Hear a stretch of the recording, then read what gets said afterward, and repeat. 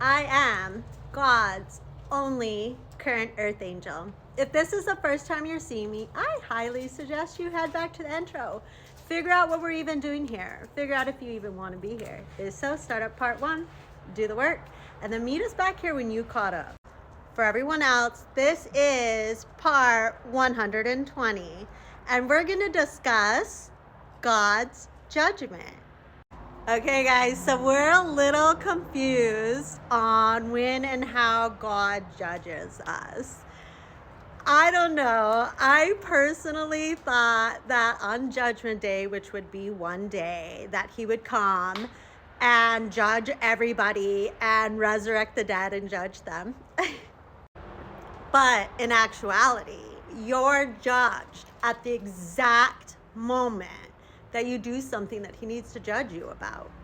How else do you think the devil collects his souls? How else do you think he takes over their bodies to be able to go do mass murders and shootings at schools? Yep, that's the devil who's taken over somebody's body who he already gained their soul. So basically, I already told you that there's 2 things that you cannot do that'll cause you to lose your soul. As long as you don't do those 2 things, you own your soul. Your soul is eternal. We come back life after life to work on getting our 7 gifts. Once we get our 7 gifts, those are our 7 keys into heaven.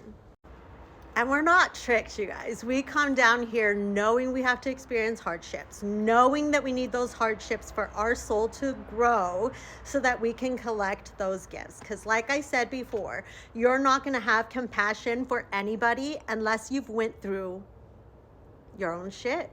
So when we sign up to come down here, we know that we're going to be tempted by the devil constantly, and there's a chance we'll lose our soul.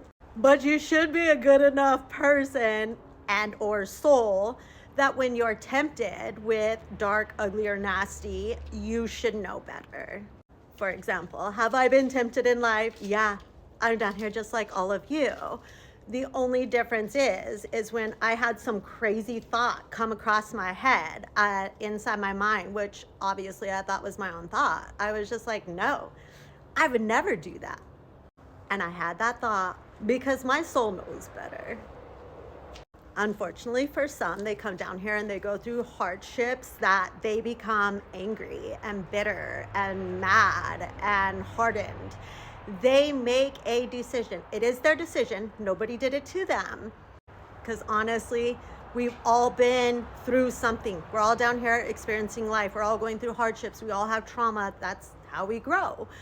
Some has it worse than others. So it's all a mindset.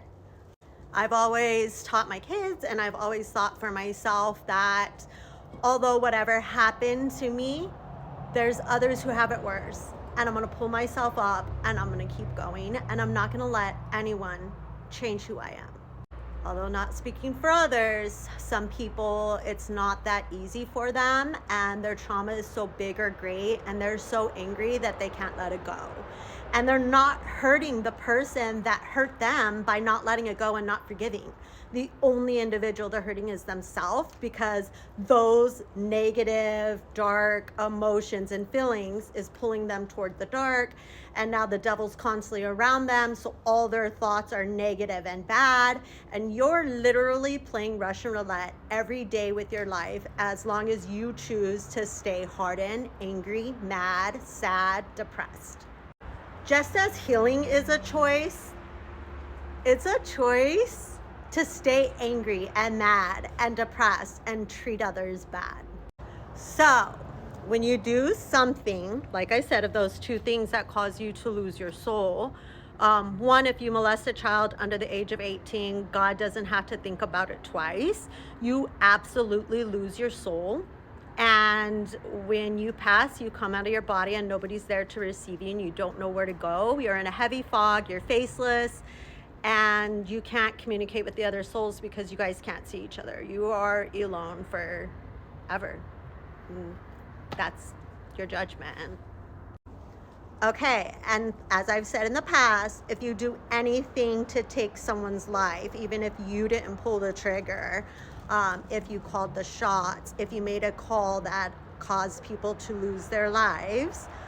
God has to make a judgment on whether it was malicious or not malicious. So, for example, for those who work in government jobs and they've had to protect the public and they've had to shoot somebody and someone passes away, as long as it wasn't malicious, somebody who's protecting their home and their family, someone's breaking in, trying to hurt them, trying to kill them, they shoot that person dies. It's not malicious.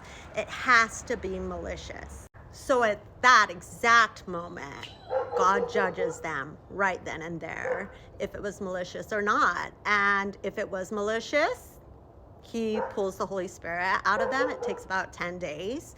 Within those 10 days, the Holy Spirit will come out and they belong to the devil. For anybody else, as long as you don't do those two things, you go back to the reincarnation area. You wait at least 7 years, and then you get to come back and do life again until you get those 7 keys, which I went over in the past, so I'm not going to go over it again.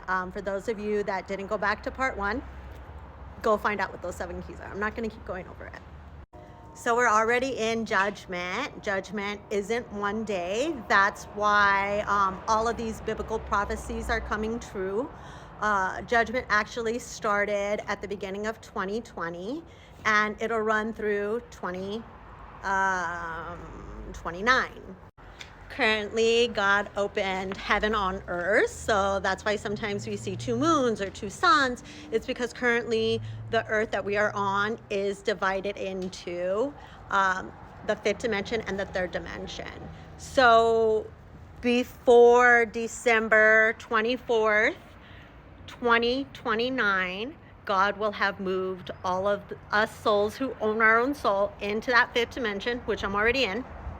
Or for anybody that couldn't give up alcohol, or for anybody that couldn't give up meats, there will be a great rapture where God will call home all of his souls who still need to reincarnate back to keep working on getting their gifts. So if you can't stop eating meats and animal products, and you can't stop drinking alcohol, or you're just not a good person, you're too heavy and he can't move you into the 5th. So to save you, he will call you home on December 24th, 2029, if you can't make it into that 5th dimension. So it's not scary. It's not a big deal. You still own your soul. You've done life hundreds of times. And we're not judged. Like, he's not going to pull up bones out of the ground. Like, for example, we're not judged in one day. Like, for example, I've lived 212 lives. This is my 212th life. That means there's 211 of my own bodies in the ground. Like, that's just ridiculous. So I hope every day that you step foot out of your bed and your feet hit the floor, you remember that it's a new day to be better and choose the light. There isn't going to be a date later down the line that you get judged. You get judged immediately. So choose to be a good person now. If you're so worried about judgment, you're judged constantly. God, the universe, Jesus, the Holy Spirit, all spirits that own their own souls are watching, and except for the ones in heaven that are waiting to reincarnate, they watch us.